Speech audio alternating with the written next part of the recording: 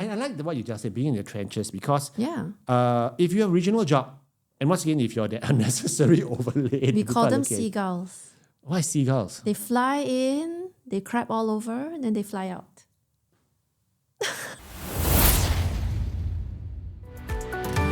Good morning, everyone. Welcome to another exciting episode of Career Success with Adrian and Yen. Hi everyone, good morning and happy Friday. Are you looking forward to the weekend? The weekend is always wonderful, and I'm always looking forward to the so weekend. great. You know, my daughter Mia, she was telling me that on Monday, that when's the weekend coming? So I said, welcome to the real world. It's life. So Besides the weekend, I look forward to public holidays, and this is the season where we have a few, but Yes. we're coming on very quickly to the middle of the year. Oh no. to the middle of the year where there are no public It's a holidays dry to look spell. forward It's to. a dry spell, but you know, it's one But of we've the, got weekends. Once again, for those of you who may not know us, my name is Adrian and I'm the CEO and founder of Career Agility International. And Yen is our Super Coach Executive Director. Hi everyone. And together we are Career Agility. We help individuals like yourself to achieve career success through career agility. And by just being able to navigate your careers better, we believe that you're able to enjoy life a whole lot more. Yeah, if you can take care of the career, life is more fun. And you've got more time and brain space for the more important things in life. Yes. Like your leisure and your hobbies and all the Kids, things that are your more dog, important than your work. cat, everything else. Yeah, things that are more important than work. And if you're wondering why we have this strange looking object on our table over here, for our Gen Zers, this is called a book. It's made of paper and it's got, okay, I'm just kidding. This was sitting in my cupboard for the past 15 years. I will confess I have not picked up a book for a long time because I like to read digital copies because I Yes. can expand the font. I find For your quickly failing eyes like mine as well.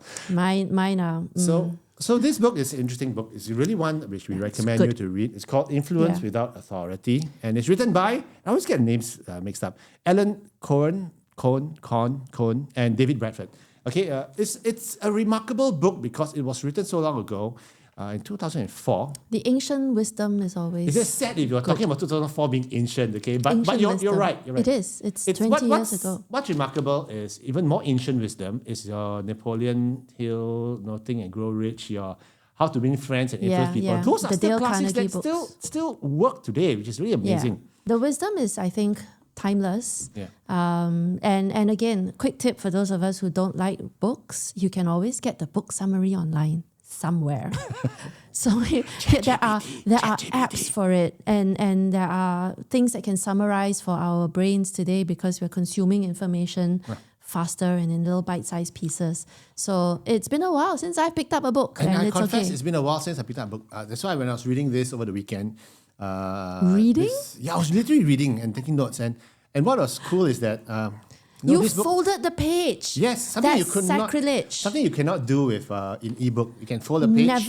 Never fold the page. Were you fussy with your spine of the books Yeah, in no, your I old don't days? care. My English teacher in secondary one once told me, a roughed up, damaged book is a wonderful book. If it's fresh and If pristine, it's in the not library read. and it's for public use and multiple people have thumbed through it, that's different. But your own book, you cannot destroy the spine. You're not allowed to fold the pages. Yes, That's teacher. sacrilege. Yes, teacher. But anyway, so we digress. Today we're going to do a book review on influencing without authority. My heart hurts for your book. No. Okay, you can bring it back and iron No, the no, pages. no. But the That's nice thing on you. about this book is that it brought me back. This is the third time I'm reading it, and it's remarkable because the ideas back then on this how to influence without authority holds true even today, especially more today because we are in a matrix organization. You're in charge of people who are not directly reporting to you. Yep. For instance, if you're in a regional role and you're a Yep. regional marketing director, the regional marketing teams may not report to you. They Yeah. will report to their local MDs. That's right. And when you are seen by them as the unnecessary overlay. Yeah. So it's really important that you figure out your landscape, Yeah. and understand, and that's why one of the key skills for anyone who wants to accelerate their career is about managing stakeholders.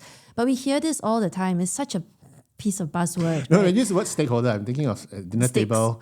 No, dinner No, table, that- the guy eating his steak and he's holding his steak. Okay, never mind. Anyway, I No, I digress. was just thinking steaks as in, the thing that you stakeholder, that you the that guys who are out to crucify you and burn the you at the ones, stake. let me finish. When I think steaks, I think about the when you stab the vampire. Because again, I like horror movies. So in other words, the guy whom if you don't treat nicely, is going to stab you in the heart. So yeah, you got to be careful about that. so watch out the stakeholders. It's true what Adrian is saying funny. about organizational hierarchies these days. Number one, they're kind of flat. They're very regional because, again, there are no geographical boundaries these days in how we run businesses. And there are people who don't report to you, not just internally, but don't forget there are the vendors, and then you might outsource some aspects of your operation. And so these people don't really answer to you as well. How do you get things done if it's so messy like a Rubik's Cube? Not just one of those 6-faced, it's one of those multiple dimension those ones. crazy ones. I can't even do it. Imagine if you're one of those squares in something that's complex. And how do you influence the whole cube itself, right? So that's where the thing gets tricky. Yep. And it's a skill that you need to pick up and learn, because if you notice that those people in leadership positions, they may not be technically very strong in the technical areas they are supposed to be looking over, but they're very good at influencing people around them. Some people come by it naturally, though. We see it in young children when they go to a playground. Some people just seem to be able to get people going and mobilize Politicians. teams. Some people have it, and the rest of us, normal folks, we need to learn it. Yeah, it's a muscle we need to exercise and practice and get stronger at. Yeah. So it is important, especially in today's context, when you have an organization that's flat and you can't pull your weight around and say, hey, you got to do this. Yeah, who are you to tell me what to do? Who are you? Especially if you've just started. And you landed barely 2 weeks, and you're telling me, and I've been here like 8 years. You're telling my grandmother to suck eggs. I've been doing this before. You can't. No. One interesting thing I had, I once remember I had this client who was the regional head for operations. Yeah. Okay, and he was supposed to be rolling out best practices. Yeah. Okay, the most thankless job. And he went down to the region, the head of operations, and said, you must be doing this, you must be doing that. This is what headquarters wants. Yeah. And the local ops director there looked at him and said, A, I've been doing this much longer than you've been around, like what you said. But B, your salary payroll actually comes from my budget. So you actually work for me. So who are you to give me orders and instructions? Okay, because you don't... Even if they I were don't well work for intended, you work for me. Yeah, even if it was well intended, for the larger picture, because he was hired to try to make that transformation happen, right? Yeah. Yeah. I have another story. There's this an old client, a lady I once placed. She went into this new organization, not the job that I placed her in. Eventually, she went to another organization. But she reached out to me because she was having difficulty. She joined an organization that had a lot of legacy. Oh. But because she was fresh and she had so many ideas, she tried to implement too many new things at one go in a short space of time. And then there was organ rejection. Oh. They booted her out. Ouch, that happens. And that's what, it sometimes happens because sometimes you try too hard, too fast to do something, and you're eager beaver, you're the new, kid on the playground. You're eager to show off what you're and what the you've been rest, hired for. Well, I mean, there might be one or two people who love you for that because they hired you, but the rest of the team is probably going, no, too much, too fast, and then you might end up in a situation where you have been shown the door. So for those of listeners out there who may not figure out what I haven't gotten the context of what organ rejection means, it's like you put a new kidney in. Yep. It's supposed to help the whole body, but sometimes your T cells recognize it as a foreign object. body, foreign object, and it starts attacking it with all the immunity system just All rejects, your and white in the blood end, cells. that fresh new lovely kidney that went in comes out damaged, and That's why- and the doctors have to take it out. Exactly. No amount of steroids is going to help your body accept that organ. Yeah, So if you do things gently and carefully and utilizing some of the ideas from this book, it might make your landing a little bit smoother. So one of the first things we talk about whenever we read this book is that when you're influencing without authority, it's not about you. It's about the people you're trying to influence. You got to understand what their motivations are. And people from different business units will have different agendas. And if you are a layover, what's it called? Layover? Overlay. Overlay. Layover is when you fly for a long That's a distance. layover. That's yes. a layover. Your It's mind's on Friday. vacation mode. Yes, my mind is on the weekend already, and I can't wait. If you're Yeah. overlay, not So if not you're not an overlay- overlay, but seem to be an unnecessary overlay. And you're touching different business units and trying to make them fall in line with the new process that you're trying to Yeah. implement. Gosh, it's gonna be tough. And especially if they do not see the need, or because it's working fine, what are you doing here, right? Because some just teams might need troubling me. the extra decimal spaces, Yeah. and some teams can't be bothered with it. Yeah. And so, if you're trying to talk to Yeah. different units, they will all have different ideas about So what to do. It's interesting because when I was in Shell, we had this as sales and marketing, we want to drive revenue as much as we can, right? Yes. But every time we try to do it, a new contract client coming in, operations will go, can we have the capacity for that? We'd rather not do it. yeah. And then the legal department will go like, this cannot be Yeah. done, because they have their agenda, Yeah. right? They have to. So Yeah, and even in your own team, because you are after the top line, Yeah. but your leader might be after the margins. And so you want to close the deal, but then your leaders are going, no, this is not good enough. So I guess what we're trying to say is that if one of the things about influencing is to understand who you're talking to and what drives them.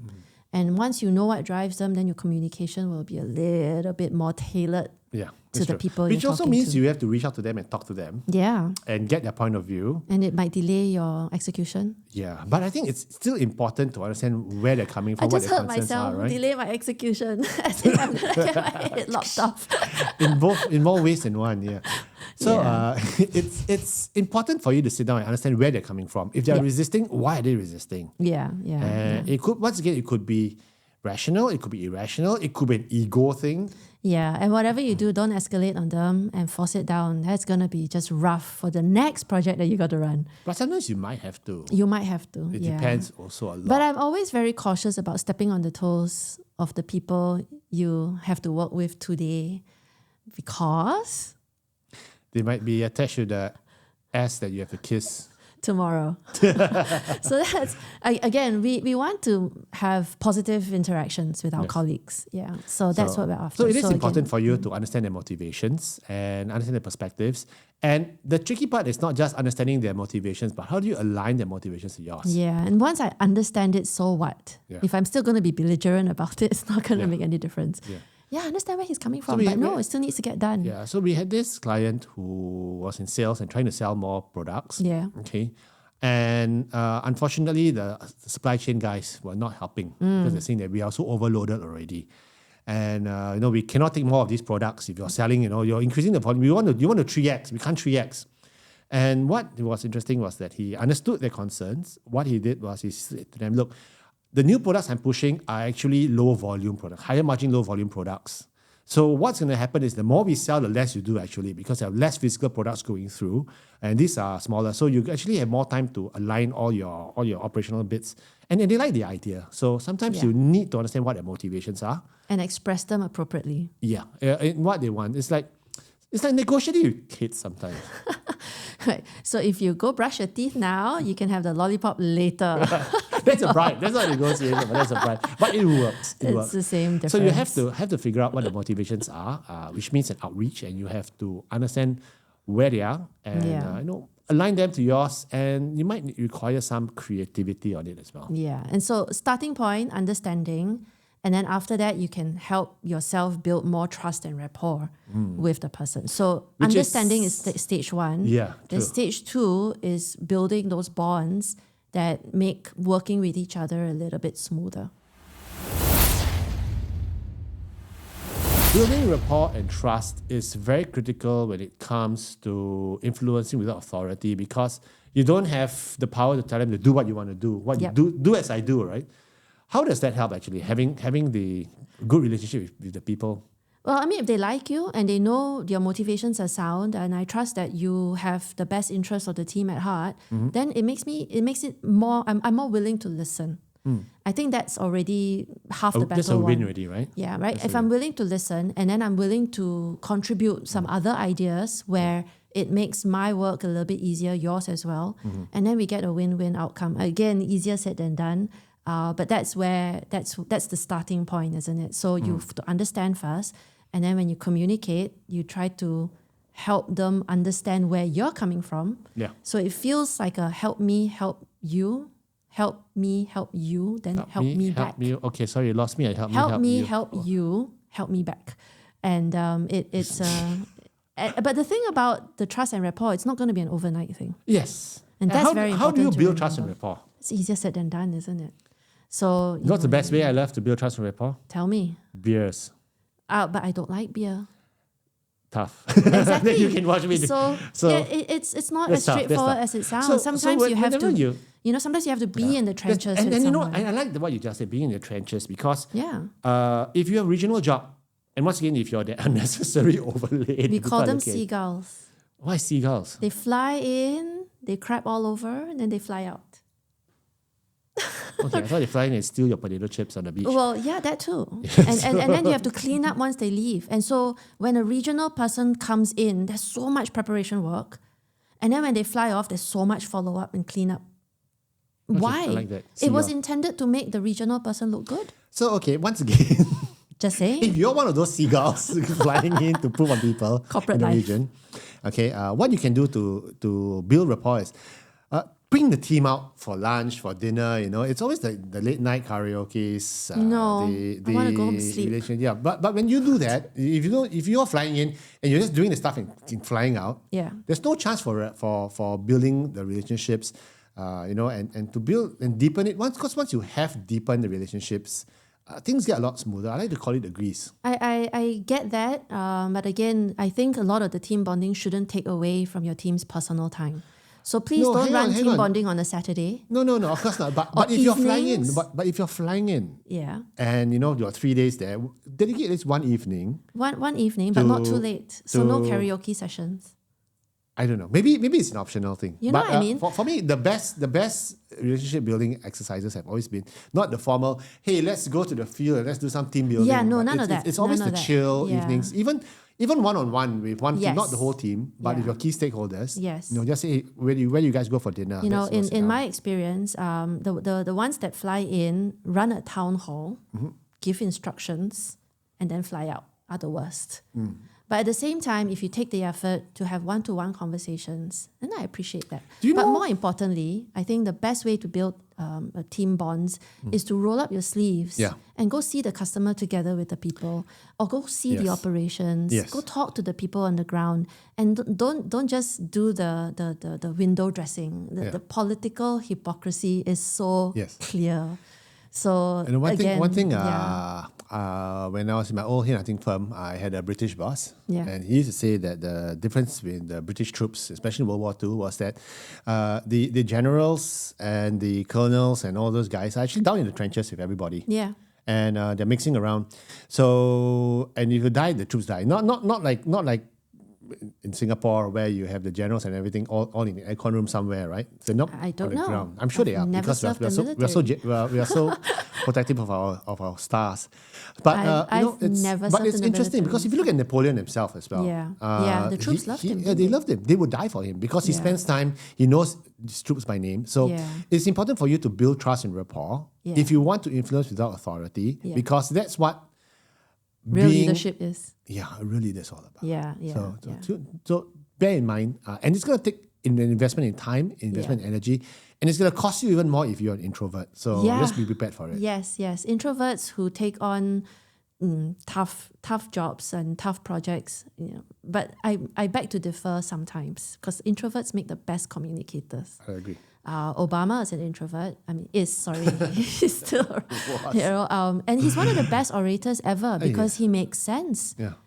Again, introversion is not your sociableness. It's not a measurement of that. It's actually a measurement of how deep you think and how much information you have to share and what type of reflection you've done. So introverts sometimes communicate the best. That's how I feel anyway. Sure. The other way that actually debilitates a person's ability to influence without authority is poor communication. One of my previous jobs, we had this guy, and he came up to us. I got this great idea to make things work better in the office, but this boss, when I talk to him, he doesn't want to listen to me. Okay, he doesn't respect. He's just he's very stubborn. He's very this. He's very that. Yeah. So I asked him, "What's the idea?" And he went on a 15-minute diatribe about everything. I don't blame your boss. I don't understand what you're trying to say. He went around the merry-go-round 300 times. Yeah, he's not. Yeah, he didn't even get on the merry-go-round. He was hopping and off the train of thought that never left the station. So and sometimes people do talk that way when they go down the track and then they get off on a tangent and then they go on a tangent. Yeah.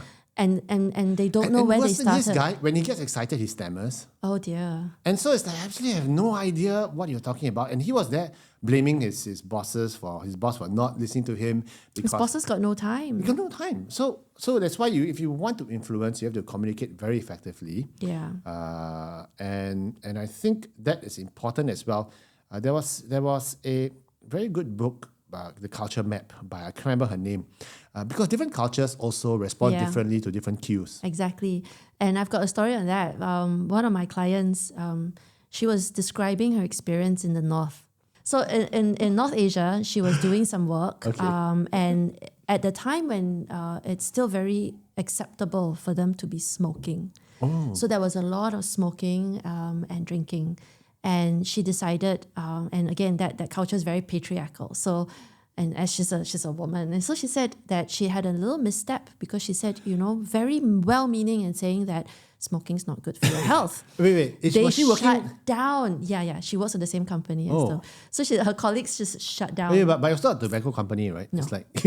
you can join So By it the way, was guys, it was a well-meaning comment because in Singapore we tend to frown on smoking. We try to control it in public anyway. That was not the So she wisest said. thing to do. So she said she made a comment and she realized right away that it was the wrong thing. You can't take it back. Yeah, the horses have After left you the barn. say something, so you've got to be not just clear, but do the homework on the cultural nuances. No, but that's not about cultural. That's a stupid thing to say. Sorry. I don't know. I would say it to someone in Singapore, especially if that person was younger and go like, you do realize that this is not a good habit. It's also the tone of voice and maybe the choice of language. That's true. But yeah, I've watched enough people die from like lung, lung I issues. like what you said about tone of voice because that matters as well. It matters greatly. Yeah, and the tone of voice also sometimes translates on email. Yeah, especially if you sound like you're preaching. You gotta watch the preachy tones. I had a client 2 weeks back, and she wrote an email to the team, which the team found offensive. And I said, "What? Show it to me." There was bold. Oh. There was caps. No. And some words were highlighted and in color. Oh no. And I said, "What? Who edited your email? No, what? The rainbow unicorn or something?" It's like, come on. No, it's a ransom note that was going to be planted under a tree. This is terrible. I said, no wonder your team's not listening to you. They get offended because you're not coming On the through. note, on that same note, in my younger days, we had a team leader who would write these passive-aggressive emails about arriving on time. It's not, come on, we're all adults here. So anyway, what's your tone? It doesn't matter what you say. Sometimes it's how you say it as well. That's true. So I always say that, and I only learn that because that's what my wife tells me all the time. Yeah.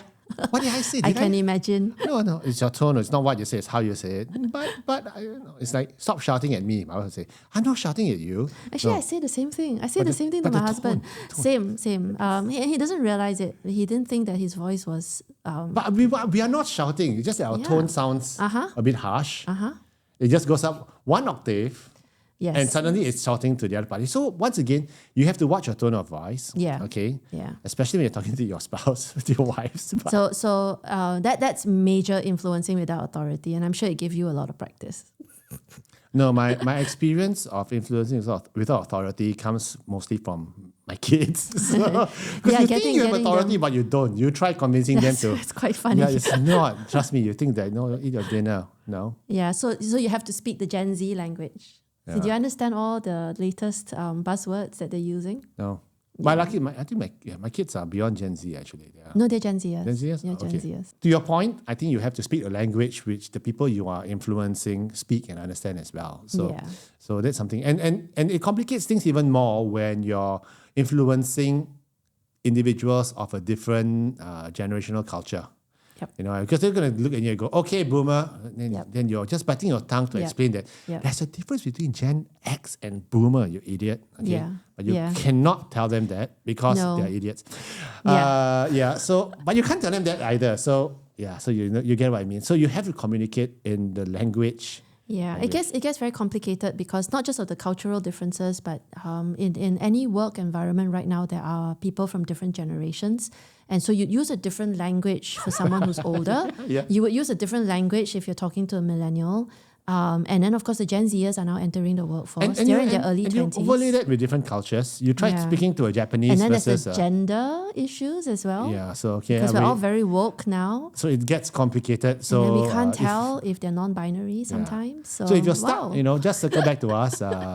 We do offer coaching advice on an ad hoc basis. You can email us and can send you a link to our career clinic. It's a 1 hour call which you can just dial into, get the questions clarified, and we are always happy to be here to answer your questions and provide you a different perspective when it comes to career challenges like that. Yeah, and you're not alone in some of these challenges. They're very common. They're very common. They're very and you'll be common. surprised how simple some solutions can be. Because sometimes the problem is not the people around you, it's you. And Gee, then I'm give you some sure- tough love, wrap you on the knuckles. Yeah. Usually the statement is, I don't understand my boss, or my boss hates me, Yeah, or it's like the guy who I I told you- hate my boss. The guy who can't communicate to his boss and he thinks his boss an idiot. So yeah. Well, there you go. There you go, right? So one of the last and most important things I personally feel, now this isn't in a book, but this is an addition which I always felt, if you want to influence without authority, I think you need to be authentic, you need to be genuine, because Yeah. there's an old saying, people don't care how much you know until they know how much you care. And Yeah. honestly, if you're just going in and throwing your weight around, you're Yeah. gonna be sabotaged, you're gonna be Yeah. taken out in the first instance. Yeah, and there'll be a lot of passive aggressive Yes. and non-responses. And I like what you said earlier, especially if your role is to come in under a transformation umbrella, your transformation is always painful. And the It people you're is. going to inflict pain upon are the people who are going to push back on you. Yeah. So unless you can show them that you genuinely have their interest at heart, you want them to excel and succeed in the roles which they do, and you have the expertise to help them get there, they're not going to help you, even you may have the best ideas.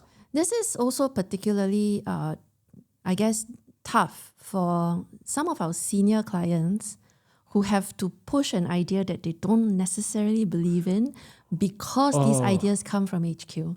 And we've seen quite a few of this. And this is a real conundrum. So do reach out to us if you need help navigating that political landmine.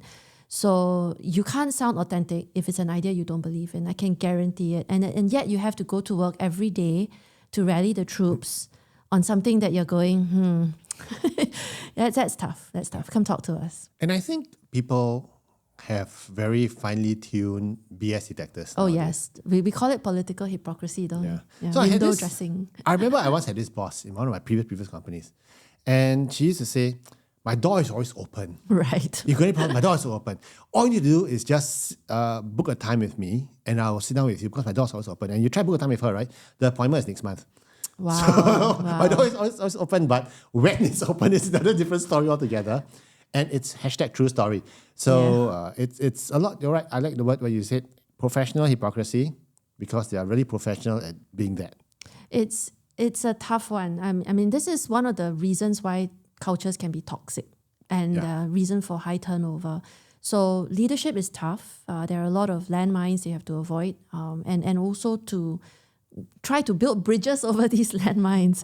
So reach out to us if you want to have a detailed discussion on how you can manage your career a little bit more effectively if you're facing such true conundrums. Yeah. True. And if you need advice, as Yen just said, come talk to us. But don't come to us for advice about influencing your kids, because we're still trying to figure that out. Oh, I've got a great book for that. Yeah. No, come talk to me. Yeah. Come talk to me. But I'm all about parenting strategies and ideas as well. Love to share. Not to say that I have the monopoly over the wisdom, because I don't, but I focus on this topic a lot. But influencing kids, it's very much like being at work, because half the time you're surrounded by kids at work, infantile, juvenile people with. Yeah, So- you're so- a big kid yourself. Oh, I am. I'm the biggest one. You're the And biggest if you one. don't believe me, I'm going to hold my breath and throw a tantrum right here, right now in front of you. I'd like to see that. Go ahead. I'm not talking. I'm not telling you anything. Yeah, anyway, there you go. So reach out to us. Happy Friday and have a good weekend. I'm still holding my breath. I'm not. Okay, bye guys. Have fun.